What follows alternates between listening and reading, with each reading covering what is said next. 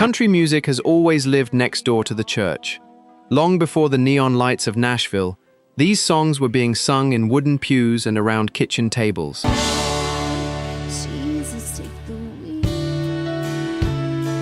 And when country artists turned to gospel, something different happened.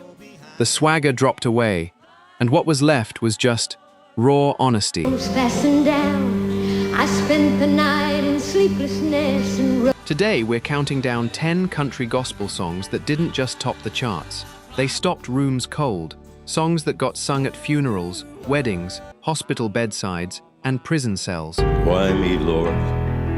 What have I ever done? Stick around, because number one isn't just a great song. It's one of the most quietly devastating true stories in all of country music. Let's get into it.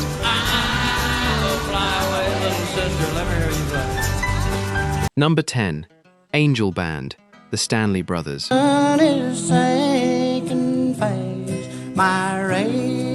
We're starting deep in the mountains, with the sound that basically invented the idea of haunting harmony in country music.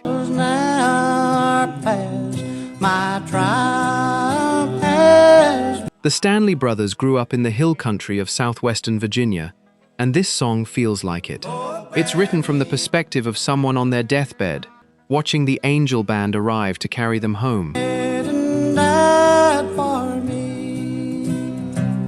What makes it land so hard isn't the words, it's the sound. Oh, bear me away on your snow white. Carter Stanley's lead voice is worn and tired, and Ralph's harmony floats just above it, almost otherworldly. It sounds less like a performance, and more like something you're not supposed to be listening to. Something private.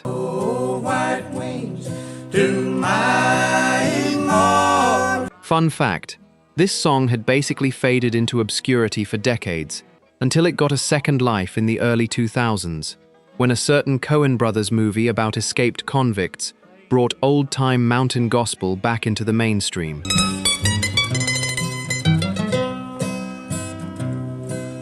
Suddenly, a whole new generation was discovering music their grandparents grew up on.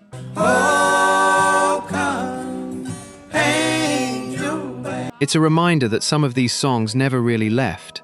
They were just waiting for someone to hit play again.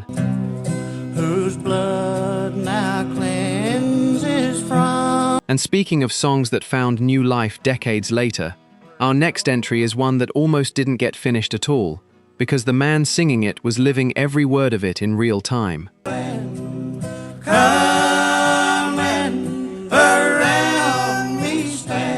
Number 9, Three Wooden Crosses, Randy Travis. A hooker and a preacher riding on a midnight. This one came out in 2002, and if you were listening to country radio that year, you remember exactly where you were when this song hit the bridge. And two of them were searching for lost souls. It tells the story of four strangers on a bus, a farmer, a teacher, a hooker, and a preacher, and a crash that only three of them walk away from. That's the farmer and the teacher and that preacher. It sounds simple on paper, but the way the story unfolds, verse by verse, builds toward a final twist that turns the whole song inside out. Side of the highway. People who'd heard it 50 times still got hit by that last line like it was the first.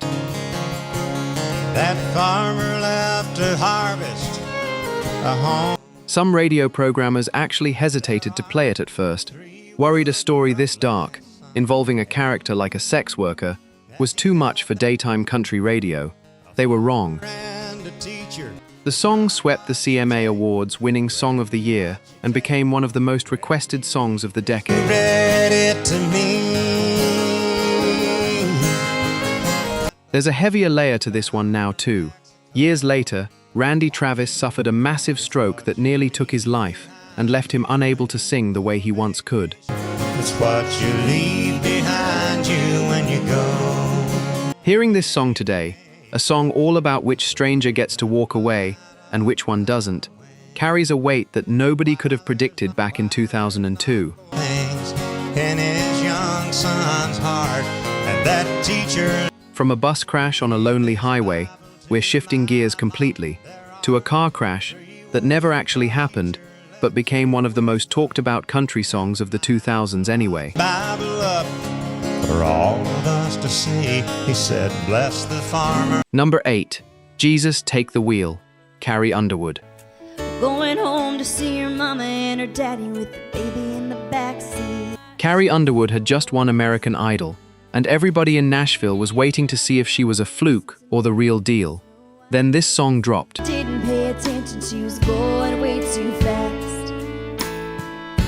A story about a young mother driving home for Christmas, losing control of her car on icy roads, and in that split second, letting go of the wheel and asking God to take over. Jesus, take the wheel, take it from my hand. It's a simple, almost cinematic image. And it worked because Underwood's voice has this clean, powerful clarity that makes every word feel like it's being said directly to you, not performed for you. I'm letting go, so give me one more chance. Fun fact, this was Underwood's very first single as a country artist, not her Idol coronation song. Nashville was watching closely to see if a reality TV winner could actually cut it as a country star long term. This song didn't just answer that question. It won her a Grammy and became one of the defining country singles of the entire decade. Save me from this road I'm on. Now, if that song was about a moment of sudden, desperate faith, our next entry is about faith that had already been tested for years, by a man who spent most of his life fighting his own demons in public. Oh, take it from me. Number 7, Why Me Lord, Johnny Cash. Why me, Lord? What have I ever done? This one was actually written by Chris Christopherson, but Johnny Cash is the one who carried it into people's hearts. It's a simple, almost desperate question. Why would God bother saving someone like me? I know what I am. And coming from Cash, a man who was famously open about his battles with addiction, prison, and self-destruction, I know that I've needed you, so help me. it didn't feel like a performance.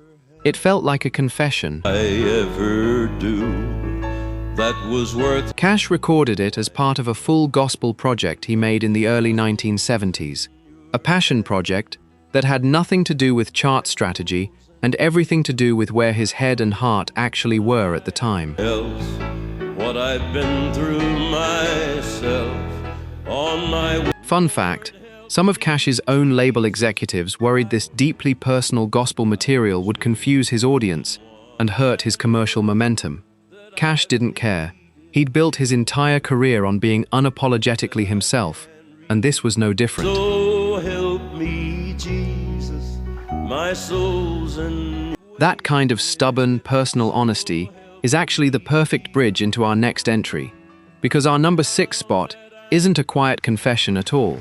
It's a full-blown, arms-wide-open declaration, staged like a Broadway number. Now that I know that I've needed. Number 6, He's Alive, Dolly Parton. And just before the sunrise, I heard something. Dolly Parton has written thousands of songs, but this televised performance became one of the most unexpectedly powerful gospel moments in country music history. Night I knew his name. And even if The song builds from a quiet, almost mournful retelling of the crucifixion into an explosive, triumphant celebration by the final chorus. just added to my shame, when at last it came to choices, I denied I. What really sold it was the staging.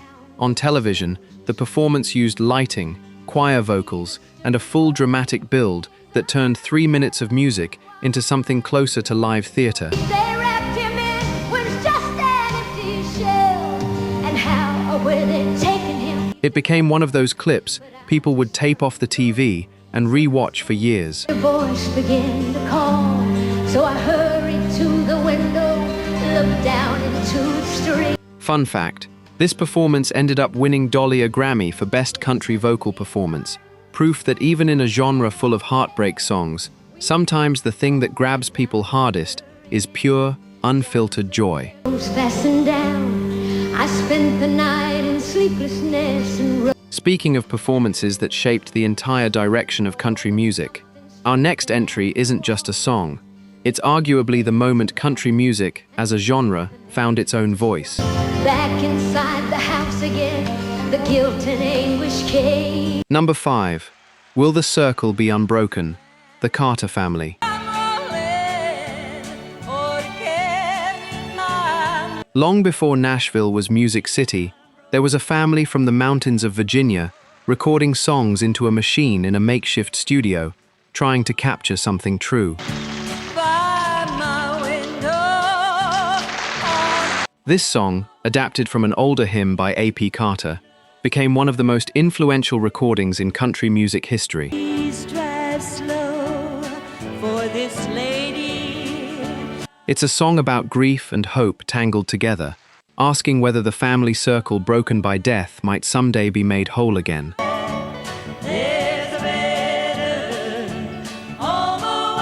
And the Carter family's close, plain-spoken harmonies turned it into something that felt less like a performance and more like a family actually working through their grief in front of you.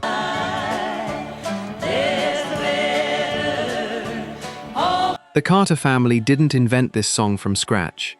It's adapted from an older hymn written decades earlier, and the Carters were far from the only ones reshaping traditional hymns into commercial recordings during this era. Well, I told that undertaker. That practice would go on to spark arguments about songwriting credit and ownership that echo in the music industry to this day. But whatever the origins, this recording became the blueprint.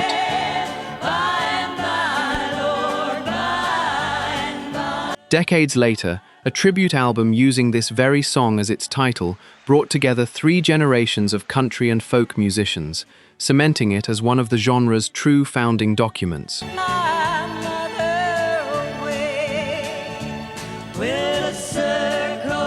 From the genre's founding family, let's jump to a song about literally flying away from this world. One with one of the most beautiful backstories in all of gospel music.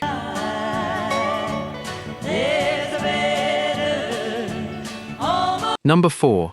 I'll Fly Away, Willie Nelson version.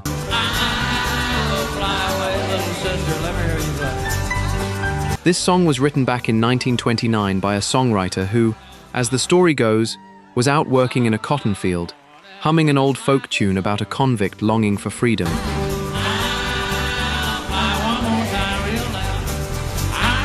Somewhere in that rhythm, he found the idea for a completely different kind of freedom. Not from prison, but from the struggles of life itself. Just a few more weary days and then let me hear it. It became one of the most recorded gospel songs in American history. But it was Willie Nelson's version, decades later, that introduced it to an entirely new generation of country fans.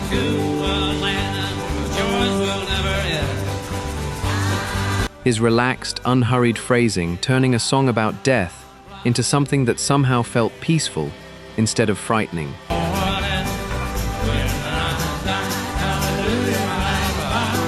Fun fact, this song has been used in movies, funerals, and even prison ministries for decades, but it's technically never entered the public domain the way people assume. It's still one of the most licensed gospel songs in the world, quietly earning royalties nearly a century after it was written in that cotton field.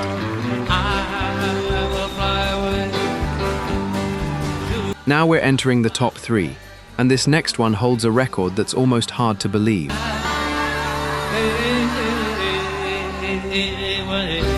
Number 3, Peace in the Valley, Red Foley. Till the Lord will come and call. This song was written by a songwriter and former blues pianist who'd already lived through devastating personal loss, and who wrote it specifically for one of the greatest gospel voices of the 20th century to perform. And the night is as fair. But it was country singer Red Foley who took it to the masses in 1951, and the results were staggering. His version became the very first gospel record in history to be certified gold.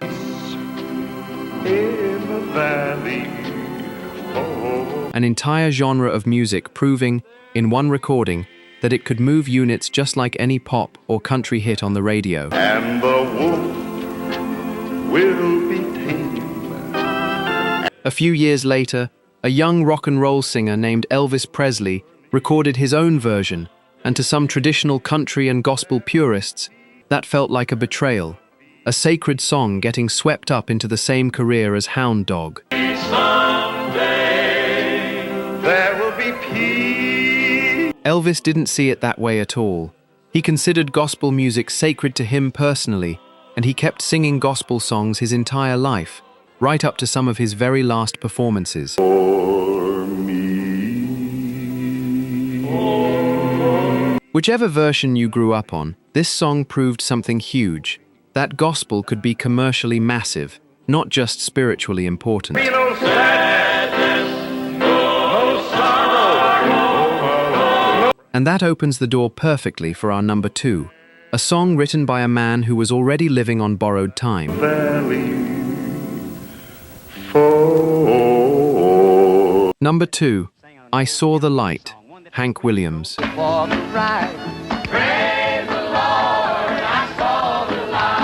Hank Williams wrote this song in 1947, and for the rest of his short career, he used it to close nearly every single live show he performed.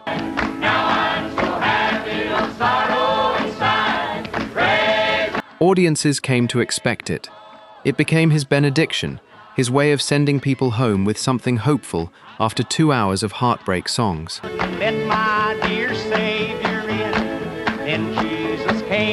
Here's what makes this one so heavy, though. Hank Williams died at just 29 years old, in the back of a car, after years of struggling publicly with alcohol and addiction. A song all about seeing the light and leaving darkness behind became almost unbearably ironic in hindsight.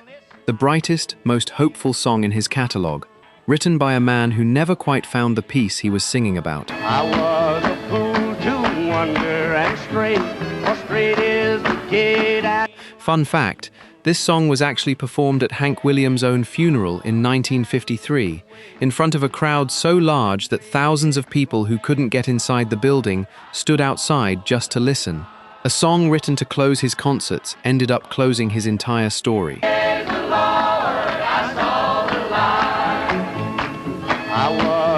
And that brings us to number 1. Remember that moment I told you about at the very beginning, the singer who couldn't get through his own song at a funeral? Here's the full story. Number 1, Go Rest High on That Mountain, Vince Gill. Oh, how we cried. In 1985, Vince Gill's older brother passed away.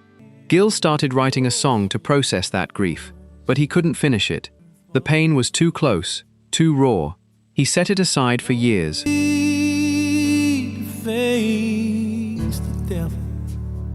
Then, in 1989, one of Gill's close friends and fellow country artist, Keith Whitley, died suddenly at just 34 years old. That loss cracked something open in Gill, and he finally found the words to complete the song he'd started years earlier for his brother.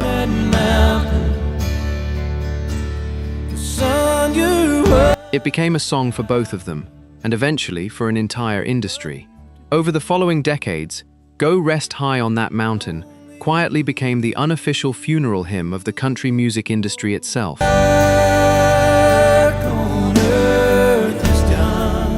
It's been performed at memorial after memorial for artists the genre has lost. And in 2013, when legendary singer George Jones passed away, Vince Gill stood up to sing this very song at the funeral.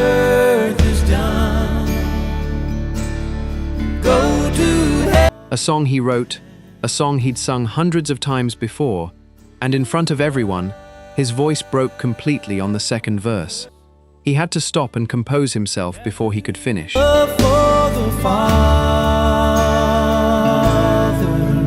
That's the whole story of country gospel music, really, wrapped into one performance.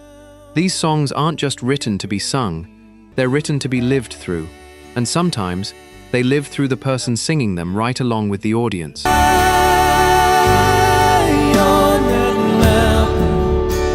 That's why, decades later, people are still moved to tears by a song written out of one brother's grief for another. Wish I could see. 10 songs, 10 stories, and every single one of them proves the same thing. Country music and gospel music have always shared the same heartbeat. Grief, hope, faith, and forgiveness, all wrapped up in 3 verses and a chorus. Jesus, take the wheel. So here's a question for you. Which country gospel song do you think deserved a spot on this list that we missed? Drop it in the comments below. We read every single one, and honestly, some of the best video ideas we've ever had came straight from you.